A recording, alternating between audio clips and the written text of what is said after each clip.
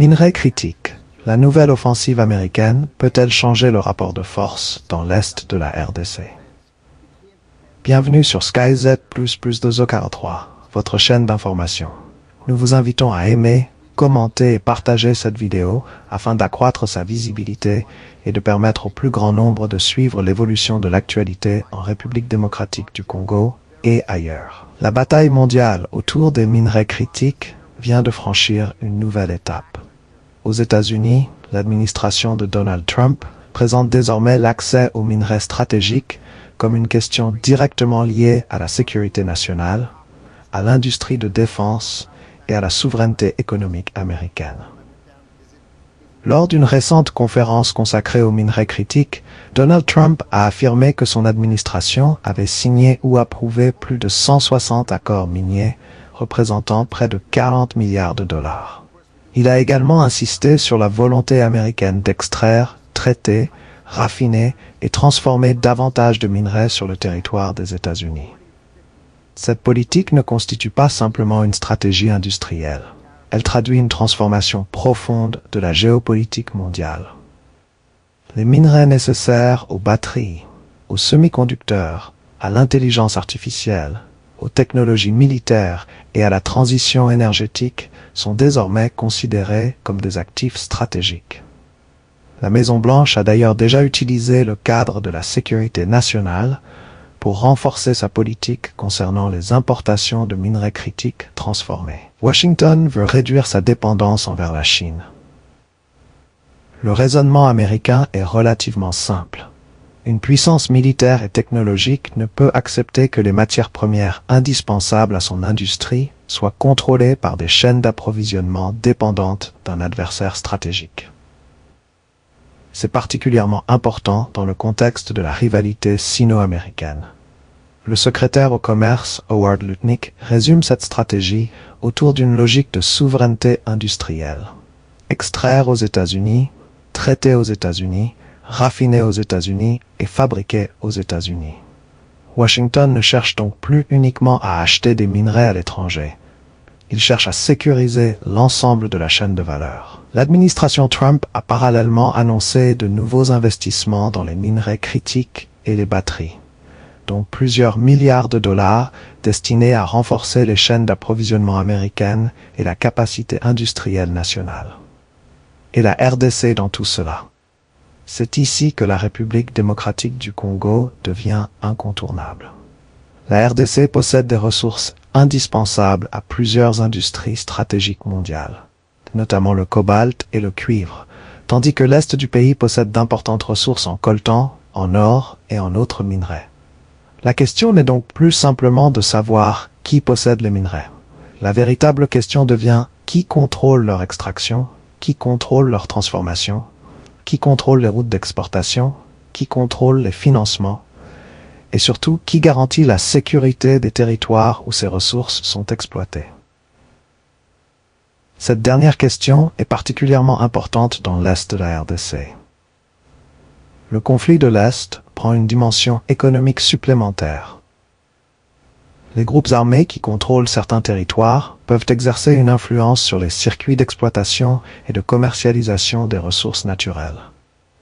Des analyses de la guerre dans l'Est de la RDC ont notamment documenté les liens entre les zones contrôlées par le M23, le commerce des minerais et les tensions régionales. En juin 2026, les États-Unis ont sanctionné plusieurs individus et entités accusés par Washington de participer au trafic de minerais provenant de zones contrôlées par le M23. Cette évolution est importante. Elle signifie que Washington ne considère plus seulement la question congolaise sous l'angle humanitaire ou sécuritaire. Le contrôle des flux de minerais devient également un instrument de politique étrangère et de sécurité économique américaine. La sécurité de l'Est pourrait devenir un enjeu économique américain.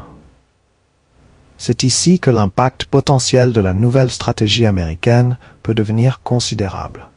Si les États-Unis veulent diversifier leur chaîne d'approvisionnement et réduire leur dépendance envers la Chine, ils auront besoin de partenaires capables de fournir des minerais stratégiques de manière fiable, traçable et sécurisée. La RDC pourrait être l'un de ces partenaires. Mais une difficulté majeure apparaît immédiatement. Comment sécuriser les minerais congolais si les territoires producteurs restent affectés par les conflits armés? La réponse pourrait pousser Washington à s'impliquer davantage dans les questions de sécurité, de gouvernance minière, de traçabilité et d'infrastructure en Afrique centrale. Il ne s'agit pas nécessairement de prévoir une intervention militaire américaine. Le scénario le plus probable serait plutôt une combinaison de diplomatie, sanctions ciblées, investissement, coopération sécuritaire, soutien institutionnel et pression sur les réseaux de financement des groupes armés.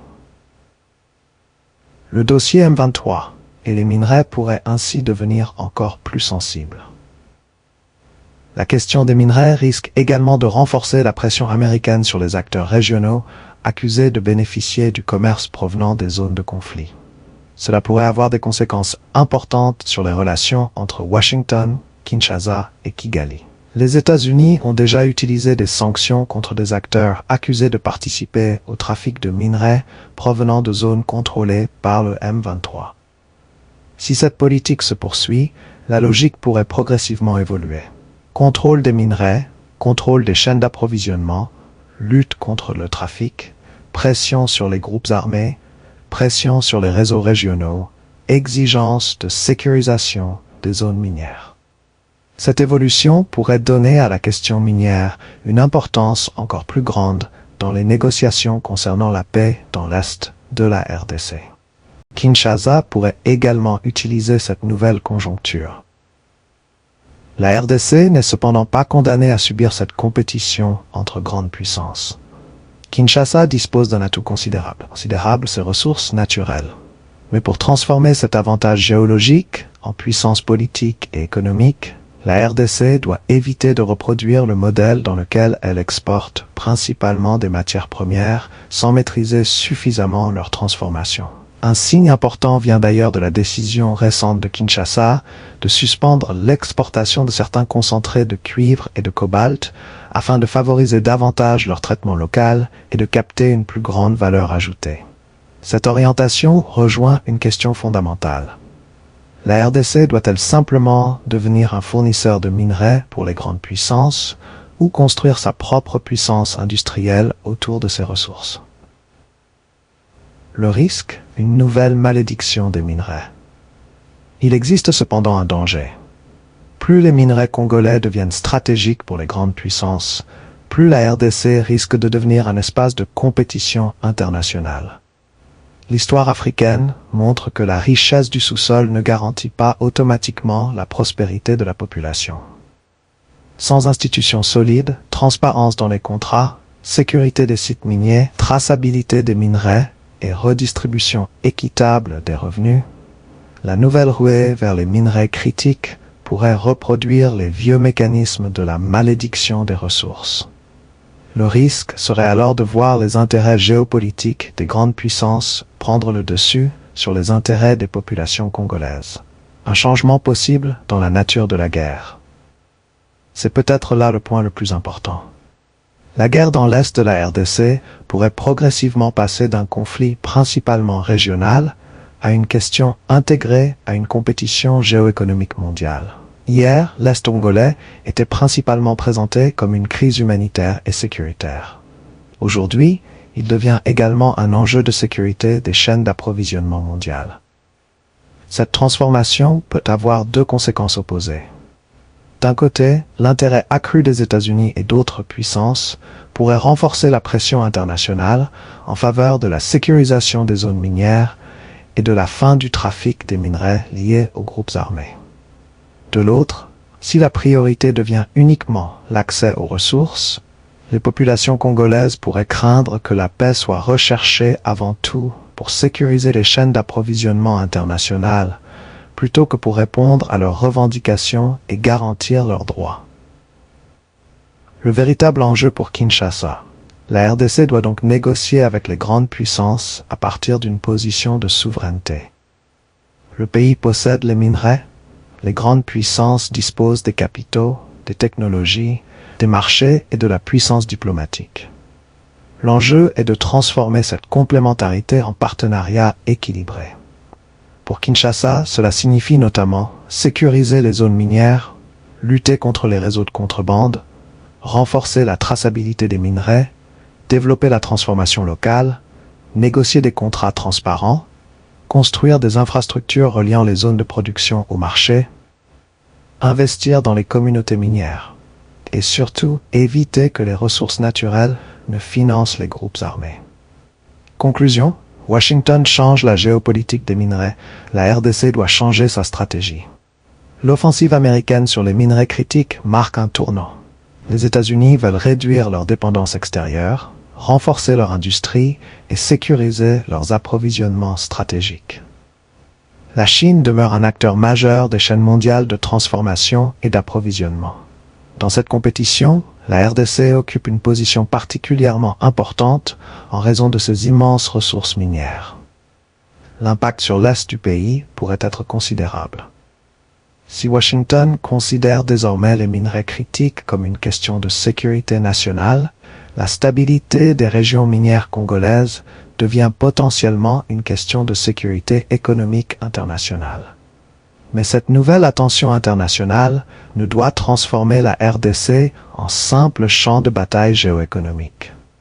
La véritable victoire pour le Congo ne serait pas simplement de vendre davantage de cobalt, de cuivre ou de coltan aux États-Unis. Ce serait de parvenir à utiliser cette richesse stratégique pour sécuriser le territoire, mettre fin au financement des groupes armés, industrialiser le pays, créer des emplois et améliorer concrètement les conditions de vie de la population congolaise. La bataille des minerais ne fait peut-être que commencer. Et cette fois, l'enjeu ne se limite plus à savoir qui extrait les richesses du Congo. Il s'agit désormais de savoir qui contrôlera la chaîne de valeur, qui garantira la sécurité et surtout qui bénéficiera de cette immense richesse stratégique. C'en est terminé pour ce sujet.